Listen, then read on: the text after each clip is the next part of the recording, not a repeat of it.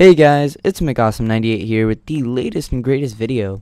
And I'm sorry I haven't posted a video in a while. I've been really busy lately, and so that's pretty much it. I'm not going to go into anything too dramatic. But it is Halloween now that I'm recording this, and this will probably go up November 1st on my channel. And if you're watching this on any other channel, go check out my channel. That'd be great. Maybe subscribe, hit the like button, and yeah.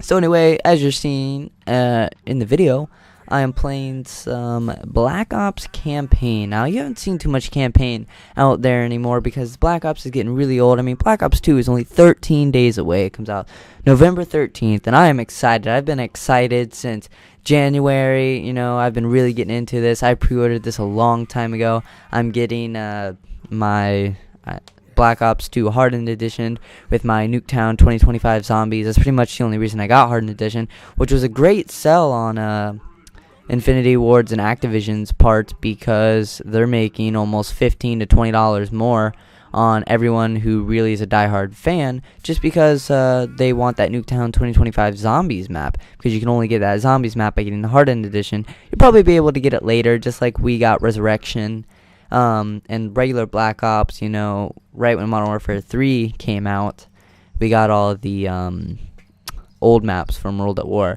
So I think the Hardened Edition is going to bring out some stuff that we don't even know about yet, just because that's what they did with the regular Black Ops. If you bought the Hardened Edition or anything that was over just the regular game, you got the World at War zombie maps and some other stuff. So anyway, I got a forum up, and I just want to inform you, I got a whole forum of stuff that they're bringing back to Black Ops 2 and new things that are going in and different ways they're building the game. And I'm just going to read you some of that while you have this wonderful gameplay that I really suck at the campaign, so you guys can watch me suck at the campaign. And enjoy the information that you guys might already know, and if you don't know, that's great. Not really. Alright, let's see if I can adjust this. Alright. I'm trying to get my microphone window out. Alright, so anyway, I'm just going to read you before I talk about it. Let's see, let's start with, alright, so game modes. We're going to start with these. And the first thing we're going to talk about is multi-team. So I'm going to read you exactly what starts on the form, or what it states on the form, and then I'll go ahead and talk about it, give you my point of view, and maybe some stuff that might clear it up if you don't understand it. At launch, 3 game modes will be playable with up to 3 different teams within regular assortment of playlists. These 3 teams can be made up of 3 to 4 players. Treyarch calls them 3x3s and 3x4s. Multi-team game modes include Team Deathmatch, Kill Confirmed, and Hardpoint. So anyway, this is pretty much they're gonna have 3 to 4 teams going against each other at the same times with 3 players each. So it's gonna be like 3v9, but you're gonna be working with a team of 2 other people, and this is really gonna be a new twist of the game, because I think Halo did this. I've never really played it, where you have team games where you can have up to 4 teams on a thing, and you have 4 or 5 people. And I think it might be in Battlefield 3. I don't play that much, but I do have it.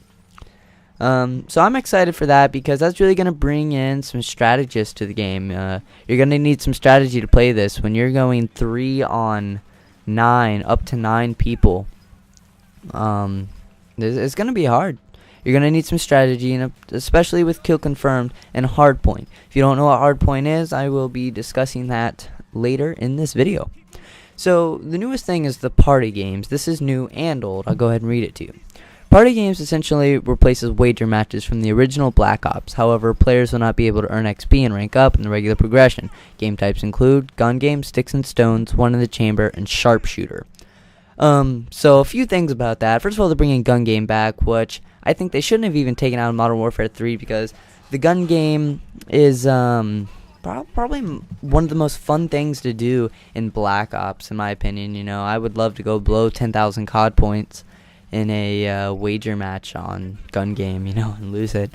But sticks and stones. Now, the biggest thing is they're bringing the crossbows and ballistic knives back. And as you already know, if you've seen the trailer, For the multiplayer, you know that they've already put the tomahawks back in, which was really going to be a whole lot more fun for us because, you know, the across the map tomahawks, you know, you get all the girls with those.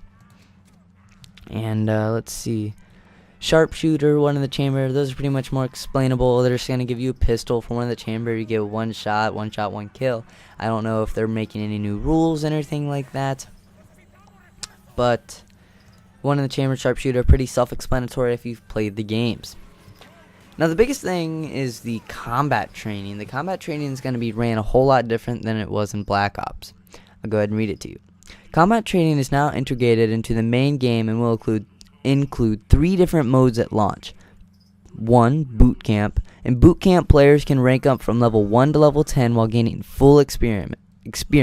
This playlist is solely made up of the Team Deathmatch game mode and pits one team of humans and bots against another team of humans and bots. This eases the level of expectation placed on someone who may be new to the game. Objective. Here players can rank past level 10, but will not earn the full amount of XP. Once again, 2 teams made up of both humans and bots are pitted against each other in various objective-based game modes. Bot Storm. No XP is earned in Bot Storm. Quite simply, a team of humans is pitted against a team of bots. Great for practice, map knowledge, and nailing down the basics of Call of Duty. So they're really taking into heart of that combat training is really just a place to kind of get a feel for the game. And one of the 2 things that I like is the boot camp and objective. The boot camp's going to really help you when you prestige to get level 10, so you're not losing your KD. If you care about your stats, you go to boot camp and you get to level 10 in combat training as fast as possible. So when you're that low level and you don't have your classes and anything to make that up, you can now get to that much faster after prestiging. And if you didn't know, we'll get to the prestiges later in the video, that they're really encouraging people to prestige now. And so one of the biggest things with them, they really want people to play through the game. They want people to go all the way through. Now, of course, you're going to find those level 50 people that never prestige. I don't know if they're bringing 80 levels or 50 levels to the prestige or not. That'll probably be later in the forum. So, customization. All game modes are customizable in Black Ops 2. Bots can be added to almost all game modes if a team needs filling out. For example, players will also have the power to restrict content like certain attachments, perks, and equipment. Interestingly, players will also be able to redesign the pick 10 system to either pick 3 to pick 17 system and anything in between. This can make for some extremely skill-based matches when weapons, perks, and equipment are limited to only 3 slots. A slew of competitive settings and options have also been thrown in, including how FFA, TDM, and CTS are scored, the ability to turn off third-person spectating, the ability to disable announcer, and a whole lot more. So anyway, the whole lot more part is probably some stuff that they haven't released yet, which we don't know about, or it's just little minor things that no one really cares about. So I'm just going to read through this and go over one thing. To restrict content like certain attachments. This is pretty much, in Modern Warfare 3 we could restrict guns, but I don't think we could restrict attachments. So maybe if you're doing a quick scope, no scope match, and you know you have that person running around with an ACOG and you can't do anything about it, and it's just the cheapest thing ever, and you have to back out and kick them and then restart again. So they're going to allow you to limit attachments now. And then perks and equipment, we've always been able to do that since Black Ops, I think. We'll also be able to put the pick 10 thing, and we can pick 3 to 17. Which can either, the pick 17 could just be, let's have some fun, see what we can do with all the perks and maybe a pistol or something like that. And then the pick 3, that could be, let's see how much we can strategize. And obviously this is all private match. I don't know if they're going to let us make the game and then start up a lobby and have friends join or something and get XP for it, because that's definitely going to, if they do that, there'll be a lot of boosting. Alright, moving on to challenges. Challenges reward players for almost anything and everything, ranging from simplest tasks to more difficult feats. Completing challenges is the way to unlock cosmetic content for your character, which can be shared throughout all aspects of multiplayer. These challenges, numbering in thousands in the thousands, also reward players with XP in order to level up even faster. Every weapon in the game, including typical weapons like launchers, knives, and assault shields, all have challenges for camouflage patterns. Once these base camos are unlocked for a weapon, a whole new set of challenges are unlocked to complete the special camos, including some interesting hidden ones. These challenges also extend to optic reticles. There are a total of 8 unique reticles for each optic that are all unique to the optic, which can all help your aim and precision.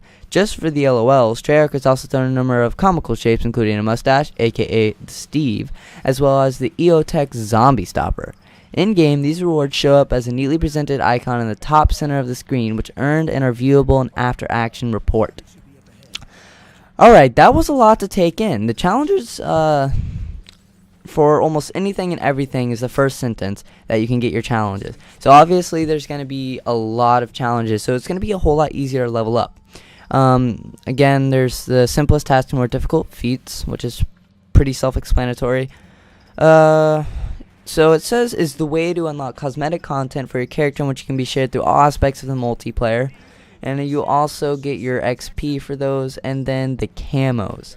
This is obviously going to be the way to get gold camos. It's going to be a challenge. You no longer have to be a high prestige, and you no longer have to get to the level. So if you're bad at the game and you're a noob, you can now get these by doing a challenge. And I think the challenge might be differed by the player because they're going to take the player stats in consideration a lot this game.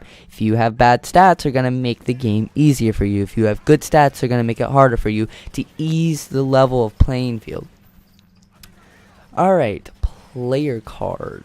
Every player card in Black Ops 2 is made up of these elements: a background, a clan tag, a player's matchmaking level, and a player's current league play rank. In the emblem editor, players will have up to 32 layers to work with. Objects can be flipped, moved, rotated, scaled, and copied and pasted from one layer to another. The choice of colors has been improved, and RGB color mixing can also be tweaked. The emblem editor now also supports transparency. Should you choose not to create your own emblem, default emblems will also be provided. For those willing to get creative, more complex shapes will be given or become available upon completing specific challenges. When it comes to backgrounds, over 150 are selectable, not all of which are simple rectangular shapes.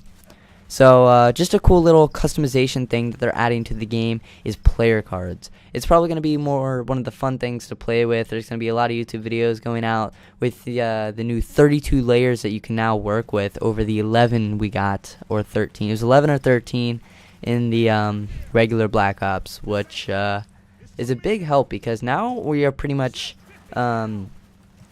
limited, or not limited to do, we can do whatever we want with our layers. I mean, it's wow, 32 layers. If you think what you did with your 13 layers in Black Ops, get ready for 32 layers. That's going to be awesome. They're also still encouraging the challenges, being that you're going to unlock a lot of player card stuff for your challenges, including different shapes for your player card. Not just like the actual thing that pops up when you kill someone or when you get killed, is like maybe a rhombus or a diamond or something. I don't know. It'll probably be pretty fun to see what you can do. Alright, theater. The theater mode in Black Ops 2 is back and has some major improvements while keeping all the same tools, including the dolly cam from previous Call of Duties. The new social features allow players to bookmark gameplay so that they can be revisited, meaning it is now much easier to get back and search for your favorite moments after a plentiful night of games. The metadata has been expanded to include score, captures, and defense, while the robust community filter can help sort videos to players' preferences. Up and down voting is now also included for both films and screenshots. That was only the first paragraph. I'm going to go ahead and go over that because this is a long part of the form. Alright, we're going to start with the social features, and then that allows players to bookmark gameplays. So which pretty much means if you don't have a spot in your theater and you want to save a gameplay, you can go ahead and bookmark it, and it's not going to go all the way down and get deleted off your thing. It would probably go all the way down to the bottom and then stop, but you're also losing another spot in your theater recent games. Alright, so the metadata is pretty much giving you your HUD, more of your HUD. It's going to show your score.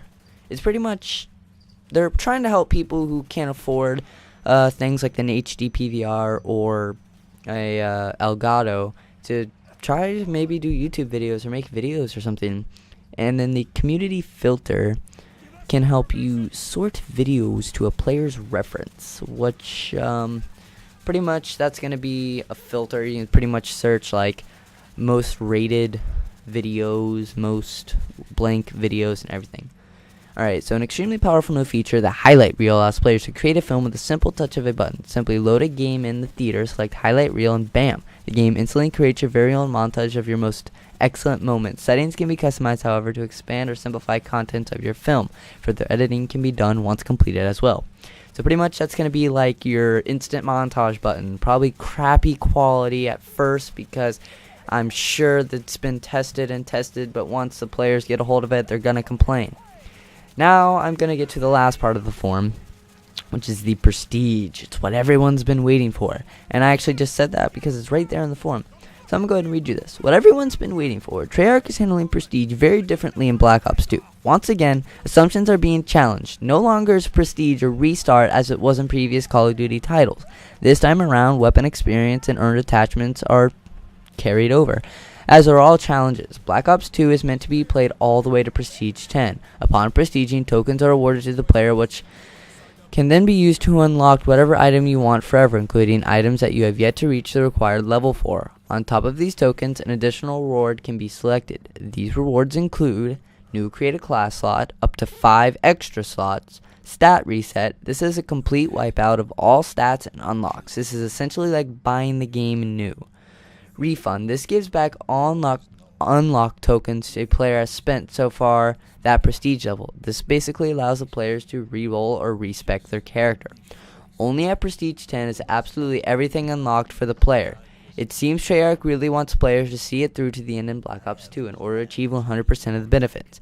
Ambitious indeed is Call of Duty Black Ops 2 multiplayer, but that's not even the half of it. There's still zombies. Treyarch is holding nothing back this year and is sure to prove that Call of Duty still got the magic. Stay tuned for more Undead info, as well as your very own thoughts and impressions of the multiplayer gameplay. So that last part really wasn't needed. That was just part of the forum.